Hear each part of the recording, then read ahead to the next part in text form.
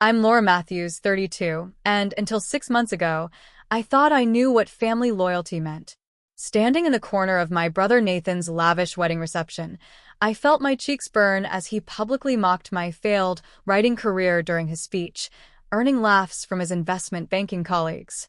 At least someone in the family has ambition, he joked while I clutched my champagne glass. The room froze when his boss approached me afterward with a reverent, "Excuse me, ma'am? Are you L.K. Matthews?" That moment changed everything. If you're watching this and have ever felt the sting of family betrayal, you're not alone. My story might resonate with you in ways you never expected. I still remember the sickening feeling in my stomach that day, but what happened next taught me so much about standing my ground. Before I continue, I'd love to know where you're watching from today. Drop your location in the comments, hit that subscribe button, and stay with me as I reveal how an embarrassing moment at a wedding turned into the most satisfying family karma I've ever experienced. Growing up, Nathan and I were inseparable. Despite the 3-year age gap, we shared everything: toys, secrets, and endless summer days building elaborate fantasy worlds in our backyard. Our parents, Margaret and Thomas Matthews, were artists at heart. Mom was a watercolor painter who taught community college art classes, and Dad wrote poetry while working as a high school English teacher. They raised us in a modest 3-bedroom house in Newfield, Connecticut, filled with books, art supplies, and the constant encouragement to express ourselves creatively. "Imagination is more valuable than any bank account," Dad would say, despite the stack of bills often sitting on the kitchen counter. Nathan embraced our artistic upbringing initially. I have faded photographs of 10-year-old Nathan proudly displaying his science fiction stories, his eyes bright with the same creative spark our parents possessed. I was 7 then, already filling notebooks with my own tales, looking up to my big brother as he crafted elaborate adventures for us to act out. The first shift happened when Nathan entered high school. While I continued pursuing creative writing, winning a young authors contest at 14, Nathan suddenly became fixated on money. He started tracking our parents' financial struggles with increasing resentment. The turning point came after Nathan's sophomore year career day, when an investment banker from Hartford talked about 6-figure starting salaries and performance bonuses. Why would anyone choose to be broke their whole life? Nathan asked to dinner that night, eyeing Dad's threadbare sweater with newfound disdain. Mom tried to explain. "There are different ways to measure success, Nathan. Your father and I chose fulfilling careers over being able to afford a decent car? Or a vacation that isn't camping." Nathan interrupted, his voice hardening in a way I'd never heard before. By the time Nathan left for college at Wharton on a partial scholarship, supplemented by student loans our parents struggled to co-sign, the transformation was complete. He cut his hair, replaced his creative books with finance textbooks, and spoke constantly about networking opportunities and maximizing earning potential. Each time he came home, the distance between him and our parents grew wider. Meanwhile, I continued following my passion for writing. I worked through high school and college, taking every creative writing course available while building a portfolio. Nathan would call occasionally, our conversations growing shorter each time. When I announced my acceptance into the MFA program for creative writing at Columbia, Nathan's response was a dismissive laugh. "Great, another degree that won't pay the bills. What's the starting salary for professional daydreamers these days?" I took on 3 part-time jobs to make it through my MFA program: waitressing on weekends, tutoring college English in the evenings, and working at a publishing house's mailroom during any remaining hours. My tiny studio apartment in a questionable neighborhood became my sanctuary where I'd write until 3 in the morning, surviving on coffee and determination. During those years, Nathan's trajectory couldn't have been more different. After Wharton, he landed an analyst position at Hartford Financial Group, a prestigious investment firm. Within 3 years, he was promoted twice, moved into a luxury apartment in downtown Hartford, and bought a BMW. During rare family gatherings, he'd arrive late, leave early, and spend most of his time checking emails or talking about clients and deals in terminology he knew none of us understood. "Nathan's just finding his path," Mom would say, though I caught the hurt in her eyes whenever he declined her invitations for dinner or dismissed Dad's questions about his work as too complicated to explain. My first book, a literary thriller published under the pseudonym L.K. Matthews, was released by a small independent press during my final MFA year. The reviews were stunning. A remarkable debut from a voice of uncommon power and perception, wrote the Hartford Literary Review. The New England Book Critics Circle nominated it for their Emerging Author Award. But commercially, it performed modestly, selling just enough copies to secure a 2-book deal with the same small publisher. When I sent Nathan a signed copy, he texted back, "Got your book. Looks nice. Too busy with quarter end to read right now. Congrats though." He never mentioned it again. My writing process remained unchanged despite the publication. I'd wake at 5, write until my first job started, scribble notes on breaks, and return to writing after work until exhaustion took over. Each word was a tiny act of faith, each completed chapter a personal victory in a world that increasingly valued only financial success. My second book took 2 years to complete between my various jobs. Nathan's engagement to Vanessa Wilson came as no surprise. She was the daughter of one of Hartford Financial's wealthiest clients, a woman with the right connections, right education, and right family background. I met her only once before the wedding, at a stilted dinner where Nathan spoke about their honeymoon plans to Bali and the Hamptons beach house they were considering purchasing. "And what exactly do you do again, Laura?" Vanessa had asked, her expression suggesting she'd already forgotten whatever Nathan had told her. "I'm a writer," I replied. "Oh, how interesting. Anything I might have read?" Before I could answer, Nathan jumped in. "Laura's published a couple of books with a tiny press. Nothing mainstream. She's still finding her footing." He changed the subject immediately to their wedding venue selection. During this time, our parents' health began declining.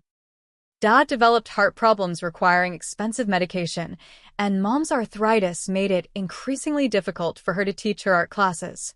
I moved back to Connecticut, finding an affordable apartment 30 minutes from them so I could help with medical appointments and household tasks. Nathan contributed financially, sending monthly checks that he never failed to mention during our increasingly rare conversations. "I paid Mom and Dad's property tax this year," he'd say instead of hello.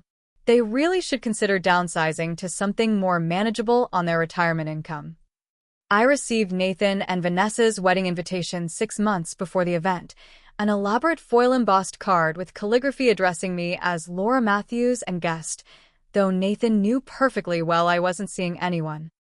I hesitated for weeks before sending my RSVP, accepting with a sense of obligation rather than excitement. The week before the wedding, I sat with Mom and Dad in their living room, explaining why they shouldn't push themselves to attend given Dad's recent hospitalization. "Nathan will understand," I assured them, though I wasn't certain he would. "We've already sent our gift," Mom said, patting my hand.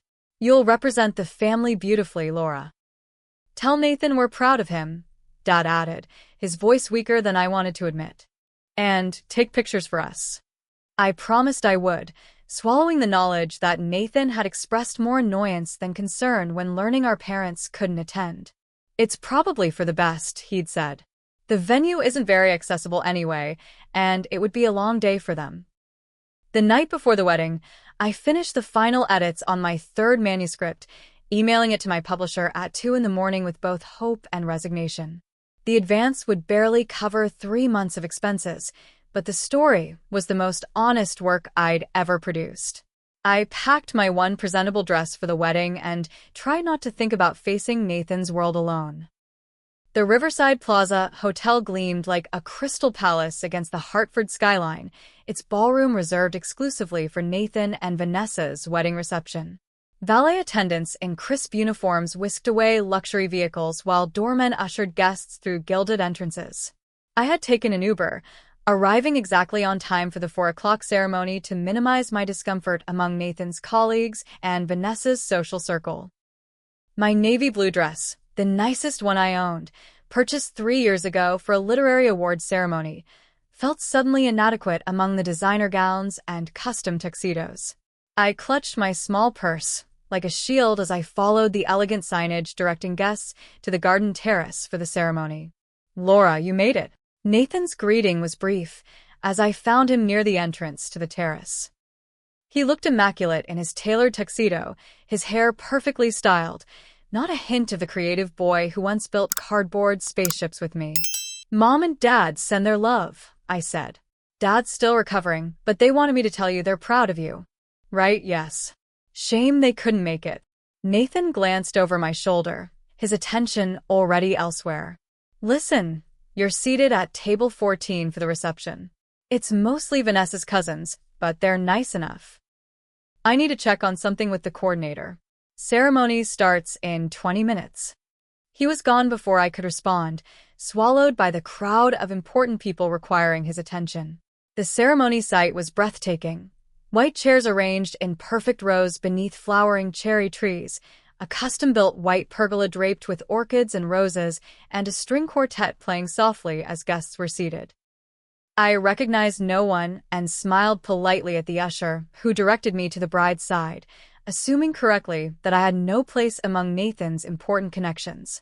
Vanessa's family occupied the front rows, her father a distinguished-looking man with silver hair who I'd later learn was the CEO of a healthcare conglomerate, her mother elegant in pale blue silk, their posture and accessories silently broadcasting their social position. I sat in the back row, watching as Hartford's elite greeted each other with their kisses and inside jokes.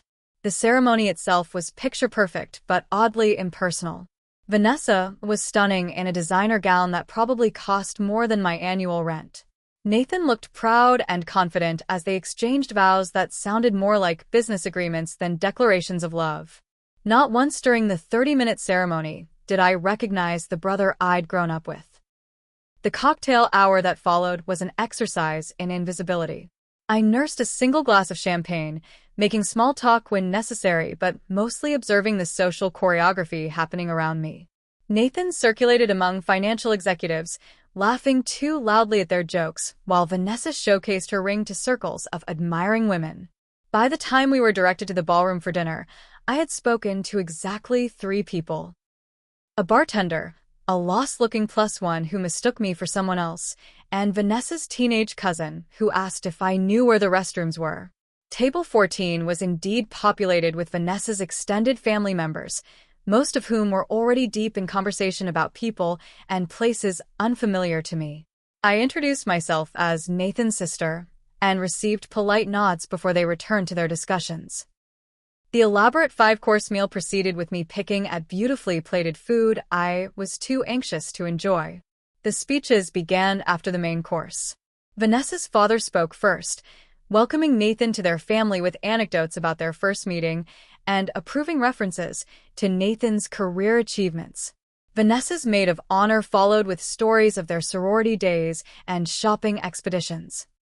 Then Nathan stood, adjusting his microphone with the confidence of someone accustomed to commanding attention. He began by thanking the important guests, partners from his firm, Vanessa's family connections, and clients who had honored them with their presence. He spoke about his ambitions, about building a future with Vanessa that would continue their family's legacies of success. Then he turned slightly, his gaze finding me at the distant table. "I want to acknowledge my sister Laura, who's representing our family today," he said, raising his glass slightly in my direction. A few heads turned, curious eyes finding me briefly before returning to Nathan. Laura and I took very different paths in life. Something in his tone made my stomach tighten. While I was busy building a career, Laura decided to follow our parents' more creative inclinations. A knowing chuckle rippled through his colleagues' tables. She's a writer, still hoping to be the next J.K. Rowling while living in a studio apartment and working side jobs. The champagne turned sour in my mouth as scattered laughter grew louder. I guess you could say one of us chases dreams, and one of us makes something of themselves. More laughter, more confident now. At least someone in the family has ambition, right? I couldn't breathe. The chandelier lights suddenly seemed too bright, the laughter too loud. My cheeks burned as I stared down at my dessert plate, unable to look up and see the pitying glances I knew were being cast my way. Nathan continued his speech, moving on to toast his beautiful bride, but the damage was done. Vanessa's cousins at my table shifted uncomfortably, suddenly finding their napkins fascinating. One whispered to another, and I caught fragments. Didn't know she was... And how embarrassing. In that moment, I felt utterly alone.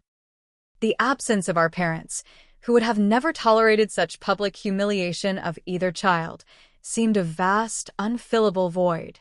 I had come out of family obligation, representing people who had always valued creativity and kindness over wealth and status, and Nathan had used the opportunity to elevate himself by diminishing me. The speeches concluded with applause, music resumed, and the dance floor filled. I remained seated, calculating how soon I could leave without causing further scene. 30 minutes, I decided.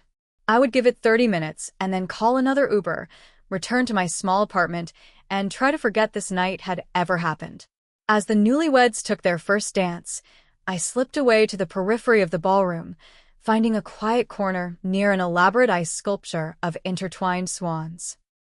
I pulled out my phone, pretending to check messages while actually searching for ride options. Another hour, I promised myself. Then I can go home and never have to think about this again.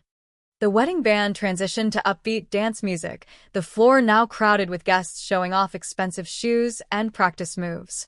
I remained in my corner, sipping water and counting minutes until my planned escape. My Uber was scheduled for 9:45 p.m., early enough to be gone before the cake cutting, but not so early that Nathan could accuse me of making a scene. "Excuse me, ma'am? Are you L.K. Matthews?"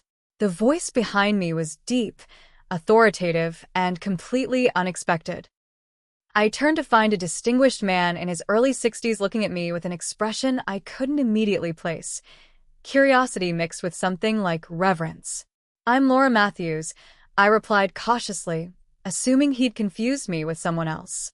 "Yes, but you're also L.K. Matthews, the author, aren't you?" He extended his hand. "Richard Blackwood, CEO of Hartford Financial Group."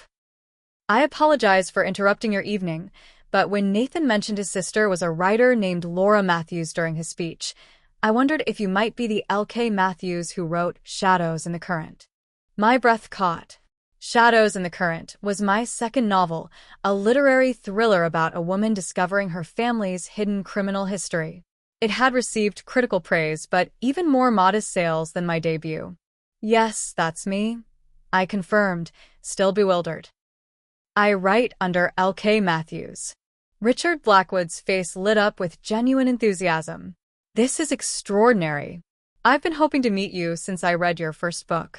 Your novel quite literally helped me through one of the most difficult periods of my life."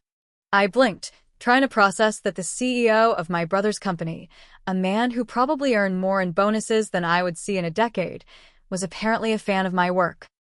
"My wife was diagnosed with breast cancer last year," he continued, lowering his voice slightly. "During her treatments, I found myself unable to sleep. Your book, Shadows in the Current, was recommended by my daughter, and I was absolutely captivated by your protagonist's moral complexity and resilience. The way you explored themes of truth and identity through her journey, it gave me something to focus on beyond our medical challenges." "I'm so sorry about your wife," I said sincerely. "Is she in remission?" Thankfully, Richard smiled. "She's here tonight, actually. She became an even bigger fan of your work than I am after I gave her your books during her recovery." As we continued talking, I noticed several guests glancing our way, clearly wondering why Richard Blackwood was engaged in such an animated conversation with an unknown woman in a 3-year-old dress. Richard didn't seem to notice or care as he discussed specific passages from my books that had resonated with him. The scene where Isabel finally confronts her father about the missing documents, the tension you created through dialogue alone was masterful. And the ethical dilemma she faces about revealing family secrets versus protecting innocent people connected to those secrets, absolutely compelling.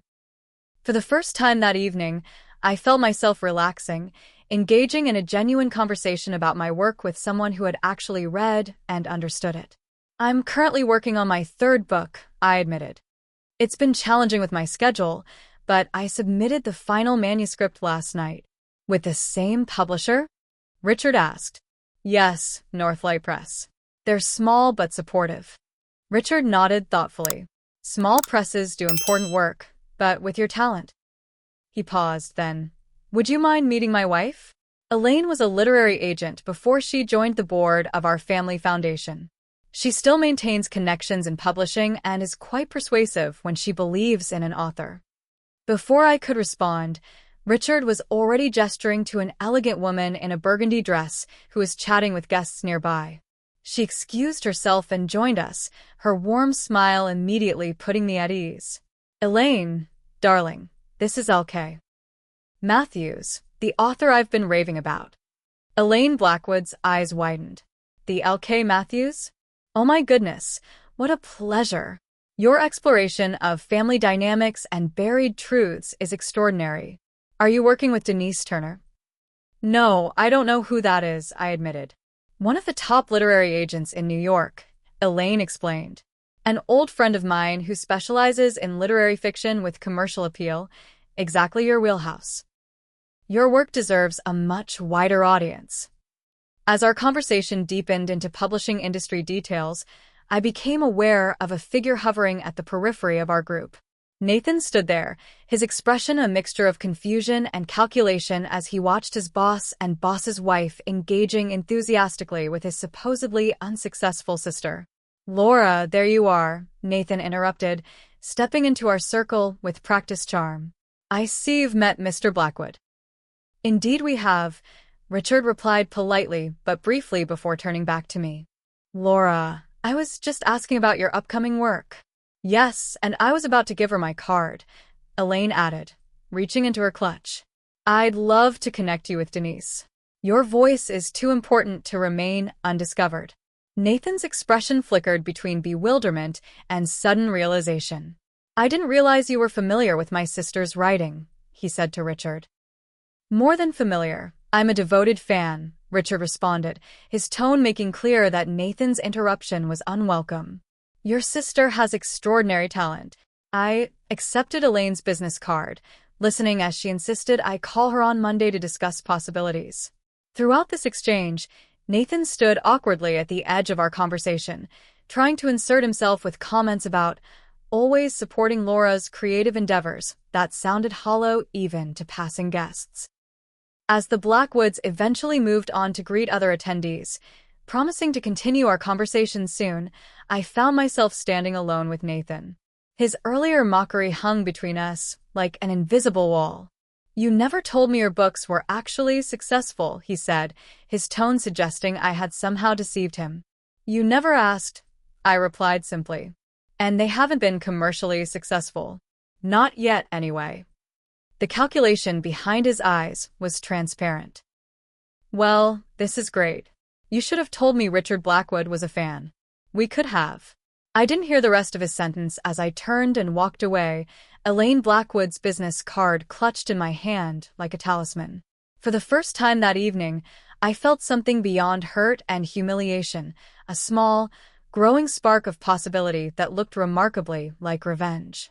My Uber arrived at 9:45 p.m. exactly. I left Nathan's wedding without saying goodbye, the weight of the evening's events pressing against my chest with each breath. The driver, sensing my mood, mercifully remained silent during the 30-minute ride back to my apartment. Once home, I kicked off my uncomfortable shoes, hung up my navy dress, and sat at my small desk, the one piece of furniture I'd splurged on when furnishing my apartment. I placed Elaine Blackwood's business card before me, running my fingers over the embossed lettering. Elaine Blackwood, Director, Blackwood Family Foundation, with her contact information beneath. It seemed too surreal to be happening, especially on this night of all nights. My phone buzzed repeatedly with texts from Nathan. 9:58 p.m. Where did you go? 10:15 p.m. You could have said goodbye at least. 10:32 p.m. Richard asked about you again. Call me. 11:47 p.m. We need to talk about your connection to Richard. Call me first thing tomorrow. I silenced my phone and turned to my laptop, doing something I rarely allowed myself. I searched for reviews of my books online, reading the thoughtful comments from the small but passionate readership I developed. One review particularly stood out. L.K. Matthews writes about family secrets with such authentic emotional precision that each page feels like a revelation. A rare talent deserving wider recognition. Maybe, just maybe, Richard and Elaine weren't simply being kind. The next morning, my phone showed 6 missed calls from Nathan and 3 voicemails, each more insistent than the last. I ignored them all and instead called the number on Elaine's card, expecting to leave a message with an assistant. Instead, Elaine herself answered on the second ring. "Laura, I'm so glad you called. I've already spoken with Denise about your work, and she's very interested in meeting you. Are you free for lunch tomorrow?" 24 hours later, I found myself seated across from Elaine Blackwood and Denise Turner at an upscale Manhattan restaurant, trying to appear calm while Denise explained why my work had significant commercial potential with the right representation. "Your narrative voice is distinctive and your themes universal. The problem isn't your writing, it's that your current publisher lacks the marketing resources to get your books in front of the right audience," Denise explained, her New York efficiency somehow comforting. "I've read both your published novels since Elaine contacted me, and I'm confident I can secure you a substantial deal with a major publisher." "How substantial?" I asked, still skeptical. "Mid-6 figures, potentially. Especially if we package your existing works with your new manuscript as a 3-book deal." I nearly choked on my water. 6 figures? As in hundreds of thousands of dollars. "At minimum," Denise confirmed. "Your work has what publishers are looking for right now: literary merit with commercial appeal, complex female protagonists, and family drama with thriller elements. The Blackwoods' endorsement won't hurt either." Elaine smiled. "Richard rarely gets excited about books. When he does, people notice." By the time I returned to my apartment that evening, I had signed with Denise Turner of Premier Literary Agency and had a preliminary meeting scheduled with editors from 3 major publishing houses the following week. My head was spinning with possibilities I'd never allowed myself to consider. I had barely closed my door when aggressive knocking startled me. Through the peephole, I saw Nathan, still in his work suit, looking impatient. I considered pretending I wasn't home, but eventually opened the door. "What are you doing here?" "You've been ignoring my calls for 2 days." Nathan pushed past me into my apartment, his eyes scanning my modest living space with barely concealed judgment. "We need to talk about Richard Blackwood." "There's nothing to talk about," I replied, leaving the door open in a not-so-subtle hint. "Nothing to talk about?" "My boss, the CEO of Hartford Financial, spent 20 minutes talking to my sister at my wedding, and you disappear without a word. Then he mentions you in our morning meeting. That's definitely something to talk about." I crossed my arms. "What exactly did you come here for, Nathan?" He sighed, loosening his tie. "Look, I know we haven't always seen eye to eye on your career choices, but clearly there's something to this writing thing if Richard is interested. I'm thinking we should coordinate. Maybe you could mention my work on the Henderson acquisition next time you speak with him." "You mean the same writing thing you publicly mocked at your wedding? The career you called a failure in front of hundreds of people?" I kept my voice steady despite the anger bubbling beneath. "Come on, it was just a joke. You're being too sensitive." Nathan's dismissal was automatic, practiced. Everyone knows speeches include a little roasting. It wasn't personal. It felt pretty personal when you used me as a punchline to impress your colleagues. Nathan ran a hand through his perfectly styled hair, his frustration evident. "Fine, I'm sorry if you took it the wrong way. But can we focus on what's important here? Richard Blackwood is interested in your work. Do you know what kind of doors he could open? What kind of influence he has?" And there it was, the real reason for Nathan's visit. Not to apologize, not to make amends, but to leverage whatever connection I might have with his boss. I looked at my brother, really looked at him, and saw a stranger in an expensive suit who only valued me when I might be useful. "I think you should leave," I said quietly. "Laura, don't be ridiculous. I'm trying to help you here." "No, you're trying to help yourself. You always are." I moved toward the door. "I have a meeting with Denise Turner tomorrow about my book deal. I need to prepare." "Who's Denise Turner?" Nathan's brow furrowed. My new literary agent. Elaine Blackwood introduced us. Nathan's expression shifted from confusion to calculation in an instant. That's fantastic. Why didn't you say so? This is even better than I thought. Listen, when you meet with her, you should mention, "Goodbye, Nathan." I held the door wider. After another 10 minutes of arguments and attempts at manipulation, Nathan finally left, promising to call again soon to coordinate our approach. I locked the door behind him and leaned against it, exhausted by the interaction but strangely energized by my own boundary setting.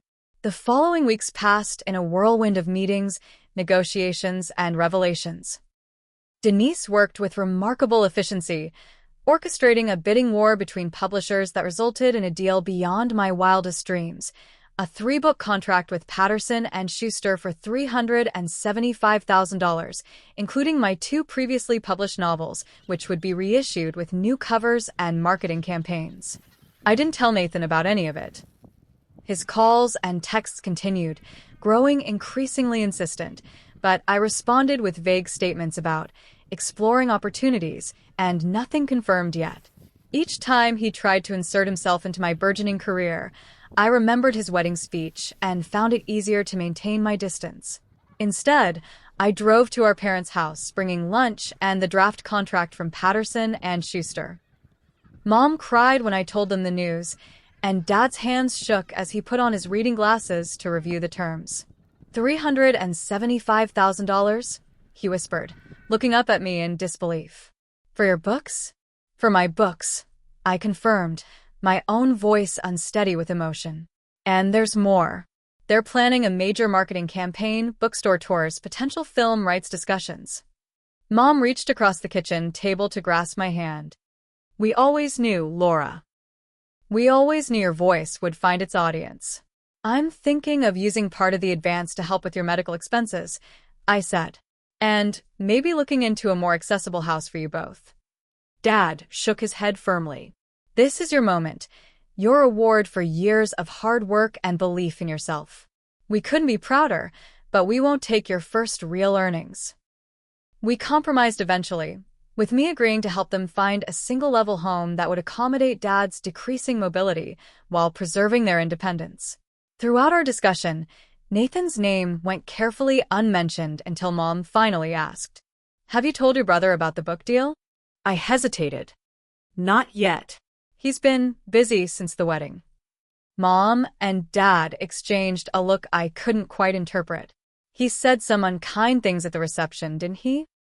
Mom asked gently. How did you know? Dad sighed. We know your brother, and we've seen how he's changed over the years. His values have shifted in ways we don't always understand. I'm not sure I want him involved in this part of my life right now, I admitted, especially after what he said. Mom nodded slowly. You need to protect your boundaries, Laura. But remember that true success includes maintaining your integrity. As I drove home that evening, I considered Mom's words carefully. Maintaining my integrity didn't mean I had to forget or immediately forgive Nathan's years of dismissal culminating in public humiliation. But perhaps it meant being strategic rather than vengeful about how I proceeded. An email from Elaine Blackwood provided the perfect opportunity. Hartford Financial's annual charity gala was scheduled for the following month, and Richard hoped I would attend as their special guest. Many of our board members and top executives are now reading your books and would be thrilled to meet you, Elaine wrote. I accepted the invitation immediately, then began formulating a plan that would satisfy both my desire for vindication and my mother's counsel about integrity. The path forward became clear. I wouldn't seek revenge through confrontation or public embarrassment as Nathan had done to me.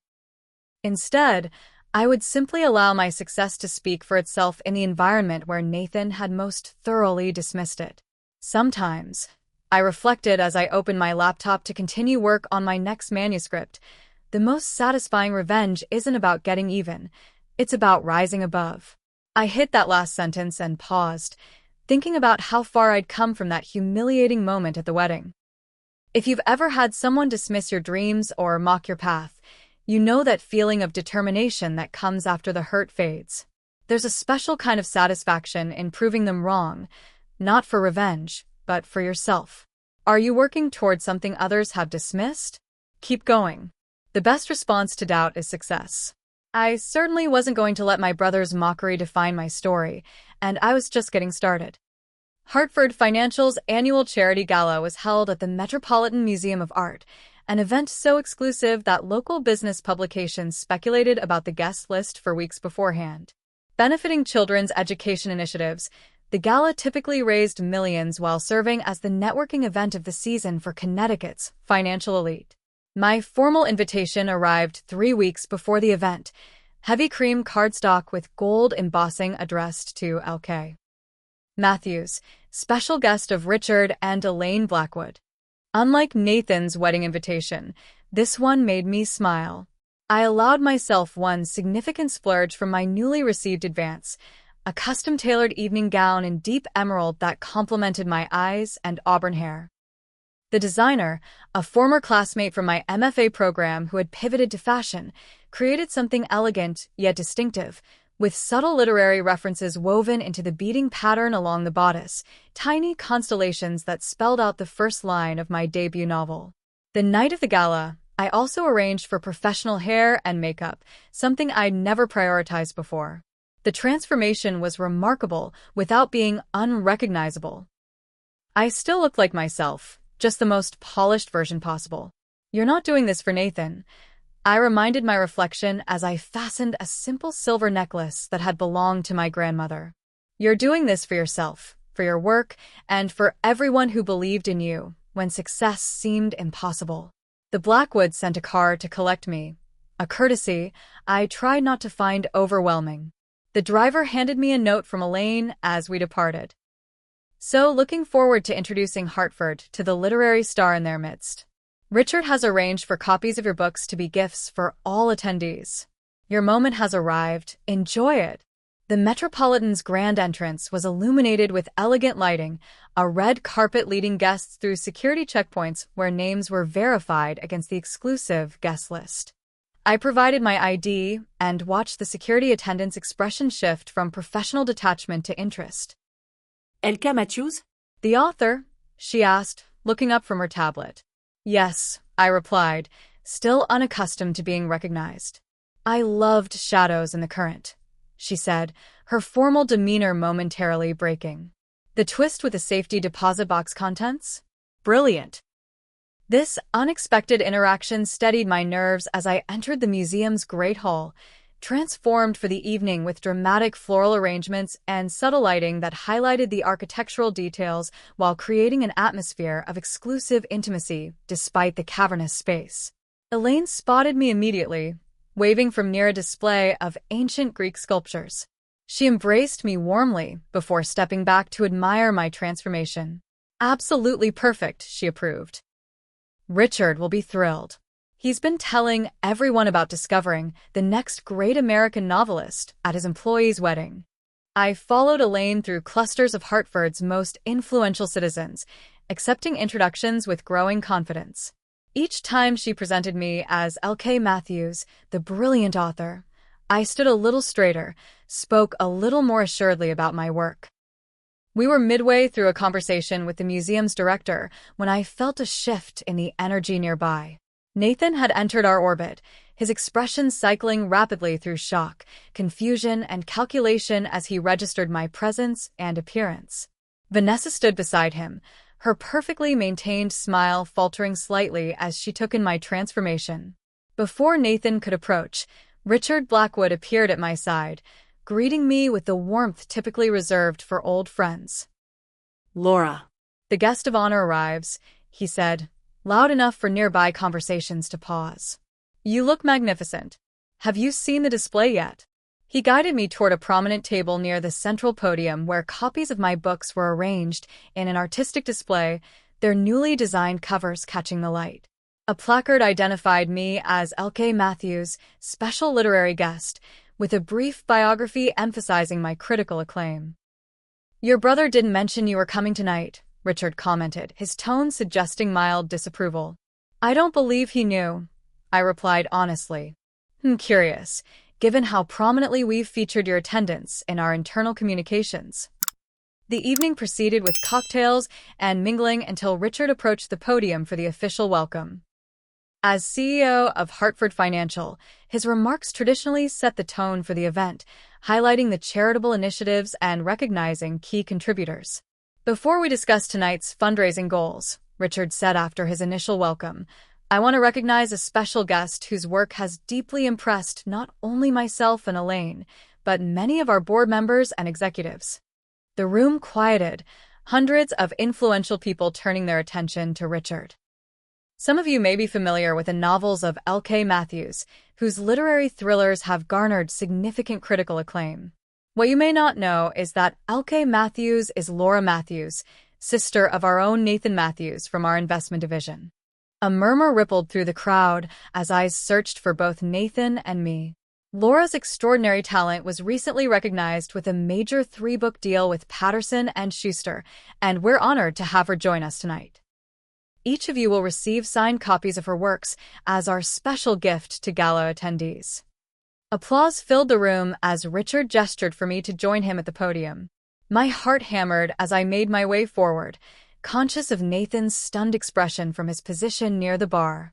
I hadn't intended to speak, but Richard offered me the microphone with an encouraging nod.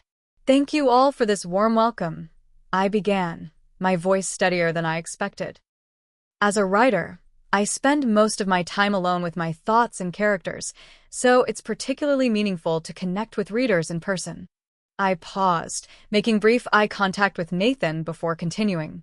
My work explores the complicated nature of family relationships and the secrets we keep from those closest to us. I'm grateful to Richard and Elaine for their unexpected but very welcome support, and I hope you enjoy the books. My brief remarks earned enthusiastic applause, particularly from those already familiar with my work. As I stepped away from the podium, several attendees approached with questions about my novels or requests for personalized messages in their gift copies. Through the next hour, I circulated through the gala with growing confidence, discussing literature and writing with genuinely interested executives and their spouses. The conversation flowed easily, focusing on my creative process or the themes in my work rather than financial metrics or business acquisitions. Nathan finally maneuvered through the crowd to intercept me as I finished chatting with the museum board member. When exactly were you planning to tell me about any of this? He demanded, his smile tight and professional despite the anger in his eyes. I looked like a complete fool when Richard announced your book deal. My own colleagues knew more about my sister's career than I did. That's by your choice, Nathan, I replied calmly.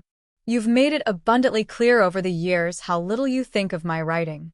Why would I share my success with someone who publicly mocked me at his wedding? Nathan glanced around, lowering his voice. I apologize for that. It was just a joke that went too far. No, you didn't apologize. You said I was too sensitive and immediately tried to use me to advance your own career. Before Nathan could respond, a senior partner from his division approached us, his expression animated. Nathan, you never told us your sister was L.K. Matthews. I just finished Shadows in the Current last week on Richard's recommendation. Absolutely riveting work. Nathan shifted seamlessly into his professional persona. Yes, Laura's talent has always impressed our family. We've supported her writing journey from the beginning. I raised an eyebrow, but said nothing to contradict him. You must be very proud, the partner continued. Patterson and Schuster is a major achievement. Richard mentioned film rights discussions. Those conversations are just beginning, I replied, watching Nathan's expression tighten further. As the evening progressed, similar scenarios repeated themselves. Nathan's colleagues approached to discuss my books, express admiration, or ask questions about my writing process. Each time, Nathan attempted to position himself as my longtime supporter, and each time, I responded with polite but non-committal acknowledgments of his claims.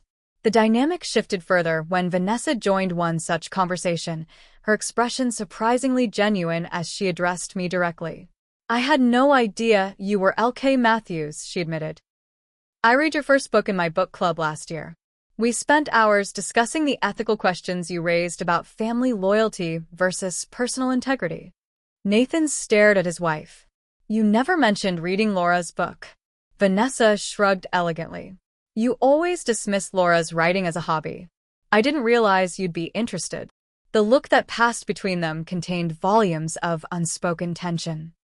I excused myself as they began a whispered argument, accepting an invitation to join Richard and several board members for a private viewing of a new exhibition. By the end of the evening, a clear pattern had emerged.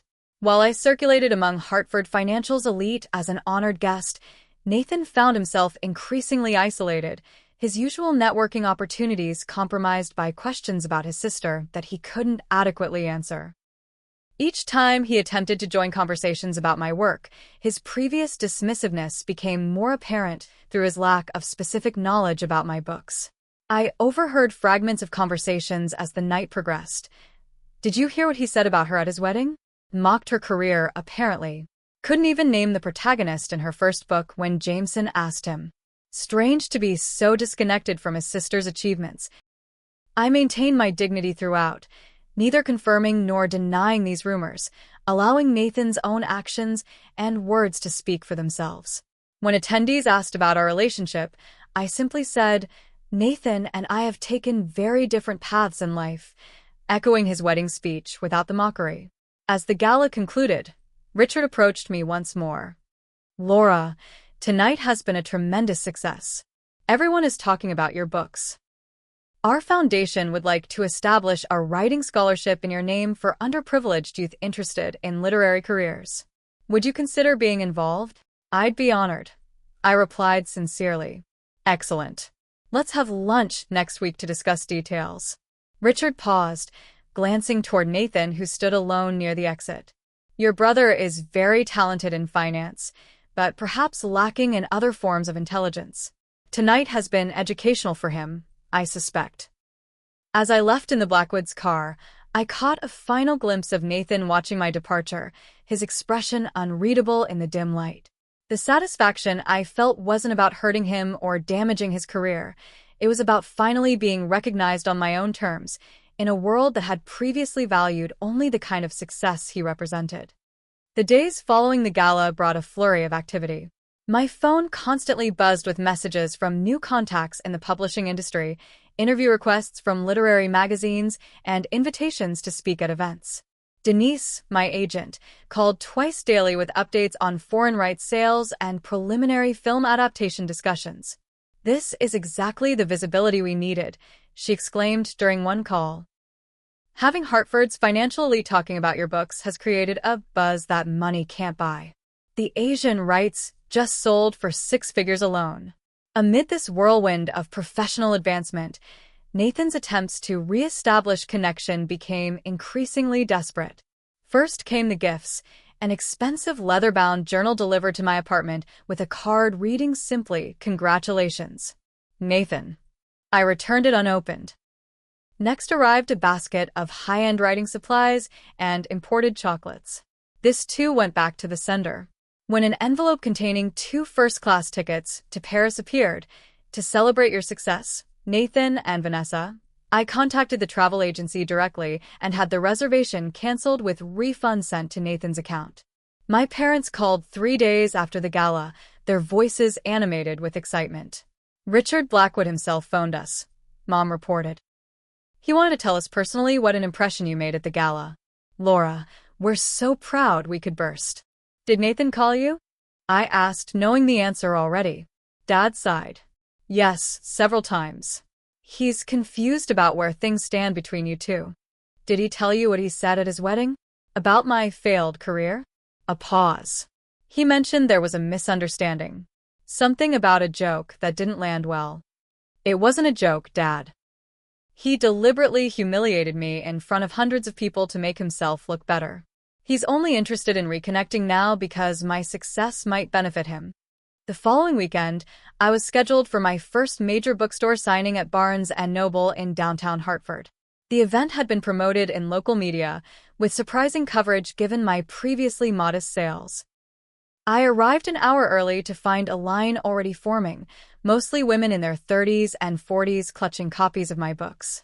As I approached the store entrance, I spotted a familiar figure waiting near the door, Nathan, impeccably dressed in casual weekend attire that probably cost more than my monthly rent. He stepped forward as I approached, his expression a careful blend of contrition and charm. Laura, please. 5 minutes. I glanced at my watch. I have an event to prepare for. I know. I saw the promotion. That's why I'm here, to support you. The store manager emerged, her face lighting up when she saw me.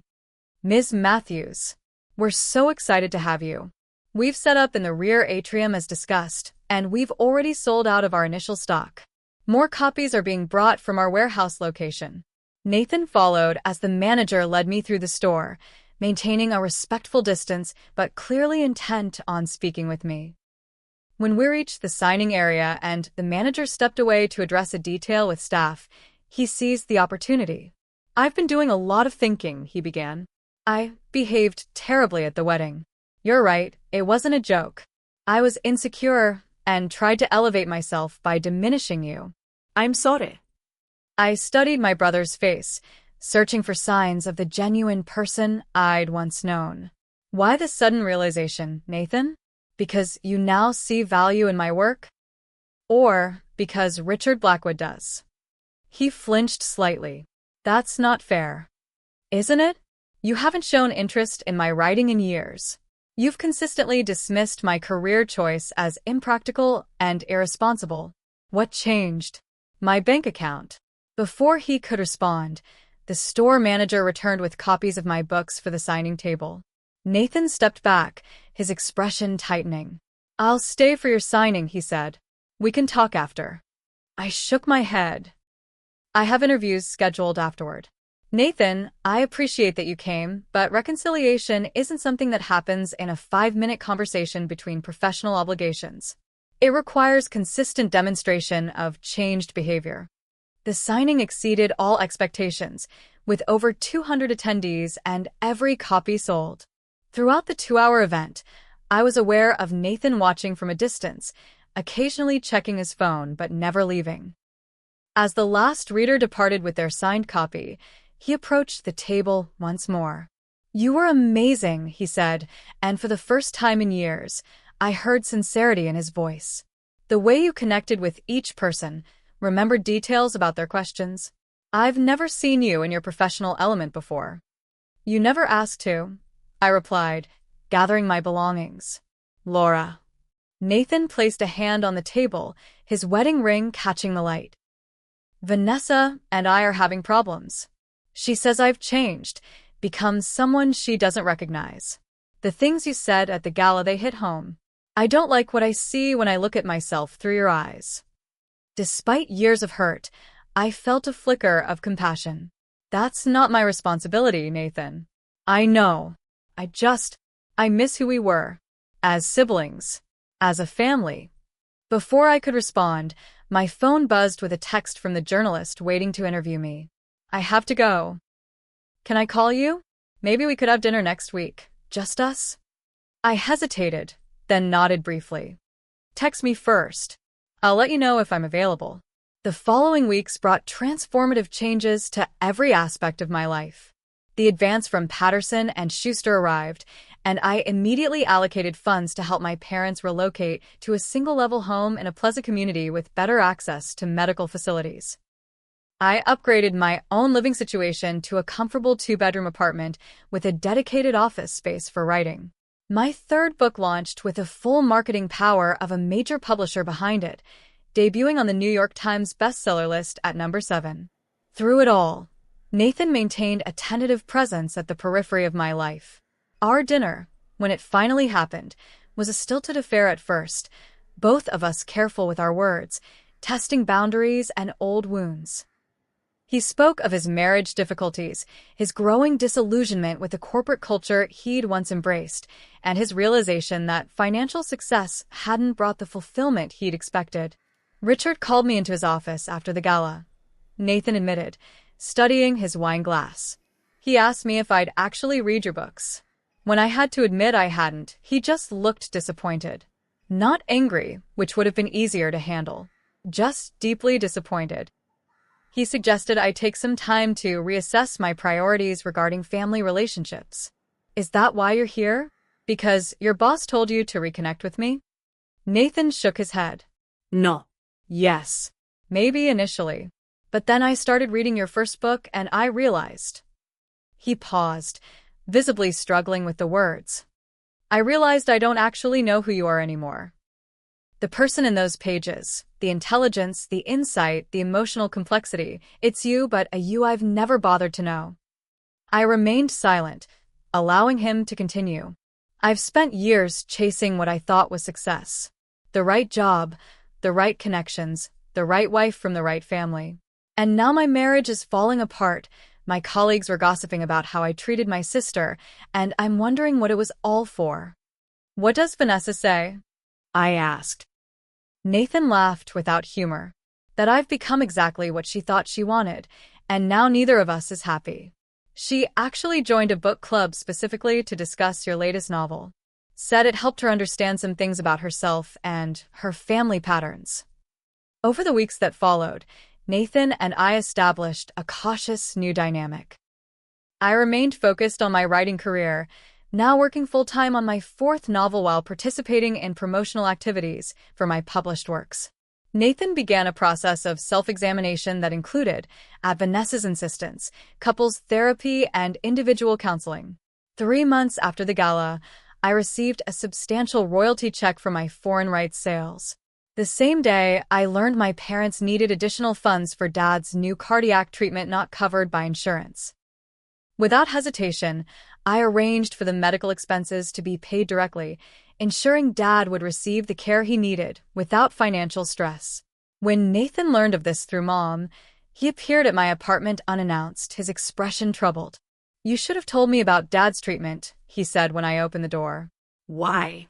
So you could remind me how much you've contributed financially over the years? Nathan winced. I deserved that. But no, so I could help. They're my parents too, Laura. I stepped aside to let him enter. My new apartment, though still modest by Nathan's standards, reflected my improved circumstances, comfortable furniture, built-in bookshelves filled with beloved volumes, and a wall displaying framed copies of my book covers alongside positive reviews. Nathan took in the changes, nodding appreciatively. This suits you. It's functional, I replied. More importantly, it's mine. Earned through work you spent years dismissing. I know. Nathan sat heavily on my sofa. The irony isn't lost on me that your impractical career is now supporting our parents while I'm facing a potential demotion. I looked at him sharply. What emotion? The Henderson acquisition I was leading. It's not going well. There are ethical concerns about some of the financial representations I made to the board. Nothing illegal, he added quickly, seeing my expression. Just aggressive projections that aren't materializing. Richard has suggested I might be better suited to a less prominent role until I regain perspective. For the first time in our adult relationship, I saw genuine vulnerability in Nathan's expression, the uncertainty and fear that he'd spent years masking with arrogance and material success. What will you do? I asked. I don't know. Fight it, probably. It's what I've always done. Push harder, prove myself, win at all costs. He paused, meeting my gaze directly. But I'm starting to question whether that's the right approach. Watching how you've handled everything, your success, my behavior, our parents' needs, with such grace and integrity, it's made me realize how much I've lost sight of what actually matters. 2 weeks later, our parents hosted a small family dinner in their new home. The single-level ranch-style house had wide doorways to accommodate Dad's wheelchair for days when his energy was low, a spacious kitchen where Mom could continue pursuing her recent interest in gourmet cooking, and a bright sunroom where Dad had set up an easel to return to painting during his recovery. Nathan arrived with Vanessa, both making visible efforts to engage genuinely with our parents. As Mom served her specialty lasagna, Nathan cleared his throat, gaining everyone's attention. I have an announcement, he said formally. I've accepted a position with the Community Investment Division of Hartford Financial. It's a lateral move with somewhat lower bonus potential, but the work focuses on supporting local businesses and development projects in underserved communities. Silence greeted this unexpected news. It was actually Richard's suggestion, Nathan continued. He thought my financial expertise could be valuable in helping small businesses that might not otherwise have access to capital or financial guidance. That sounds meaningful, Mom offered carefully. It's definitely a change, Nathan acknowledged. But after recent events, I've been reassessing what success actually means to me. He glanced briefly in my direction. Watching Laura achieve recognition on her own terms while maintaining her integrity has been educational. After dinner, while Vanessa helped Mom with dessert, Nathan and I stepped onto the back patio where Dad was showing us his latest painting, a surprisingly skillful landscape of the view from their new home. You know, Dad said, adjusting his position in the wheelchair, when you two were small, you used to be inseparable. Nathan would make up stories, and Laura would act them out. I always thought you'd collaborate somehow as adults. Nathan laughed softly. I was too busy becoming exactly what I thought I should be to remember who I actually was. As the evening concluded and we prepared to leave, Nathan pulled me aside briefly. I've been thinking about that scholarship Richard mentioned. The one in your name for young writers. I'd like to contribute to it. Not to insert myself into your success, he added quickly, but because I believe in what it represents. Would that be okay? In that moment, looking at my brother's uncertain expression, I saw both the arrogant banker who had humiliated me and the creative boy who had once built imaginary worlds with me. The satisfaction of revenge that had initially driven me had faded, replaced by something more complex, the recognition that true healing would require forgiveness, not just vindication. I think that would be fine, I replied. The first recipients will be announced next month. You could attend the ceremony if you'd like. The smile that spread across Nathan's face reminded me, for the first time in years, of the brother I had once adored. I'd like that very much. 1 year after Nathan's wedding, I stood at a podium in the elegant Patterson and Schuster headquarters in New York City, accepting the Emerging Voice in Literary Fiction Award for my third novel, which had remained on the bestseller list for 6 consecutive months. The audience included publishers, fellow authors, critics, and a select group of personal guests. Among those seated in the third row was Nathan, his expression a mix of pride and genuine attentiveness as I delivered my acceptance speech. We had covered considerable ground in the past 6 months, not erasing the hurt or fully healing the divide between us, but establishing a new relationship based on mutual respect rather than shared history alone. Writing is, at its core, an act of faith, I told the assembled audience. Faith that your voice matters, that your perspective offers something of value to readers you may never meet. For many years, I wrote in relative obscurity, sustained by that faith when external validation was scarce. I paused, making brief eye contact with Nathan before continuing. The journey from that place of isolated creation to this podium has been neither straightforward nor easy. It required perseverance through rejection, courage through dismissal, and integrity through temptation. But it also required something I didn't always recognize: the capacity to allow people to evolve, to change, to become better versions of themselves.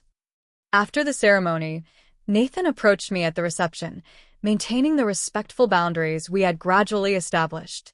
"Congratulations," he said, offering a small gift bag. That was a powerful speech. "Thank you for coming," I replied, accepting the package. "It means a lot that you're here." Inside the bag was a framed photograph I hadn't seen in years, Nathan and me as children, sitting on our parents' porch swing, my 7-year-old self proudly displaying a handwritten story, while 10-year-old Nathan grinned beside me, an arm slung casually around my shoulders. "Mom found it when they were moving," Nathan explained. "I thought you might want it for your office." The gesture, simple but meaningful, represented the careful rebuilding of trust between us. Nathan had indeed contributed significantly to the writing scholarship established in my name, but had deliberately remained in the background during its launch, allowing the focus to remain on the young recipients and their creative potential. His professional life had transformed as well. The community investment role at Hartford Financial, initially accepted with resignation, had unexpectedly engaged Nathan's talents in ways his previous position never had. Working with local entrepreneurs and community development projects had reconnected him with a sense of purpose beyond profit margins and performance bonuses. Vanessa, after a period of serious marital struggle, had found her own path forward as well. She'd returned to graduate studies in art history, a passion she'd abandoned when pursuing the socially appropriate match with Nathan. Their relationship, while still evolving, had developed a more authentic foundation based on genuine compatibility rather than mutual status enhancement. My own career continued to flourish.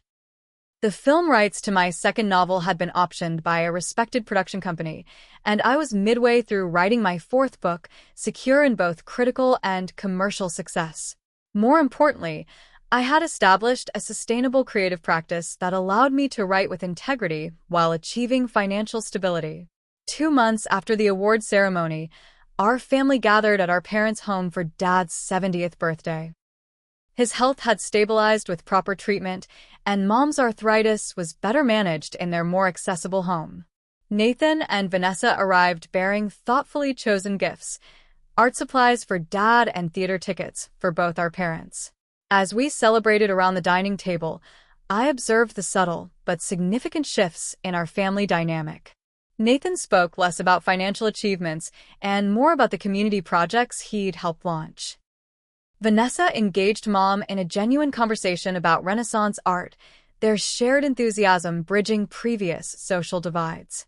Dad, looking more energetic than he had in years, described his new painting series with animation. When Nathan offered to help clear the dishes, I joined him in the kitchen, the two of us falling into an unexpectedly comfortable rhythm of rinsing and loading the dishwasher. "Do you remember when we used to fight over this chore?"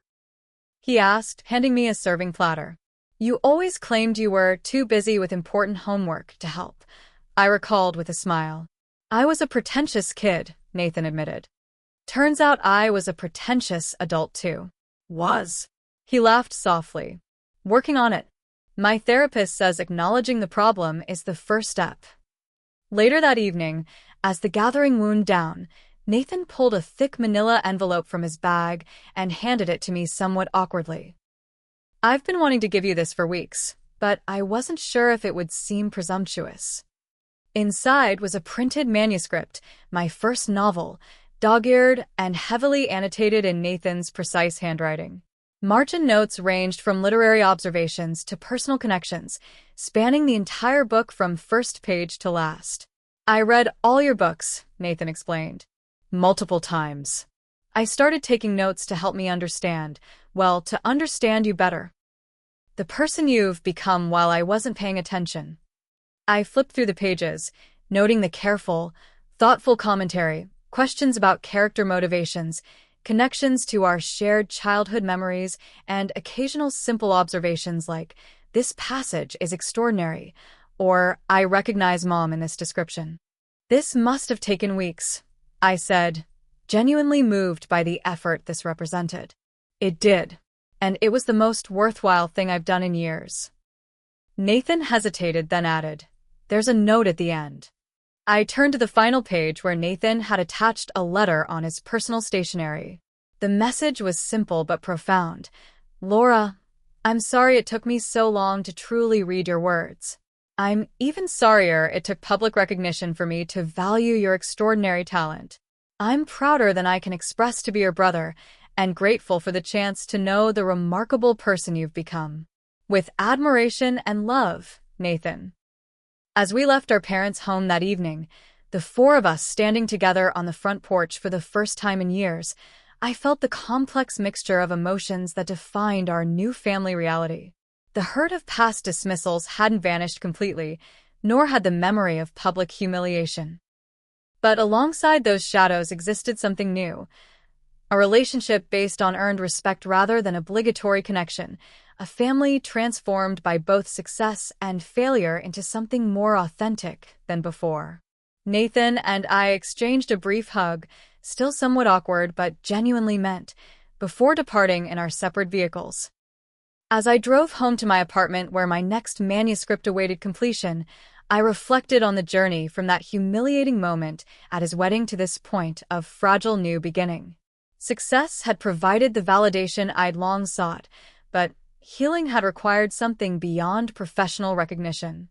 It had demanded the courage to allow for transformation, both Nathan's and my own. The blood ties that had been stretched to breaking point had ultimately held, not through blind family loyalty, but through the more difficult work of genuine change and earned forgiveness. The satisfaction I'd initially sought through revenge had been replaced by something more sustainable, the quiet confidence of standing firmly in my own truth and allowing others the space to find theirs. In the end, the most powerful response to humiliation hadn't been humiliation in return, but the steady persistence of becoming exactly who I was meant to be. If my story resonates with you, I'd love to hear about times in your own life when success became the best form of vindication. Have you experienced family members dismissing your dreams, only to change their tune when you succeeded? Or maybe you've been on the other side, realizing too late that you underestimated someone you should have supported. Share your experiences in the comments below. Your stories matter and might help others facing similar challenges. If you found value in this journey of family reconciliation and personal triumph, please hit that like button and subscribe for more authentic stories about navigating complex family dynamics. Remember that the most satisfying revenge isn't about getting even. It's about rising above and becoming your best self despite others' doubts. Thank you for listening to my story, and I wish you courage on your own path to standing in your truth, whatever that may be.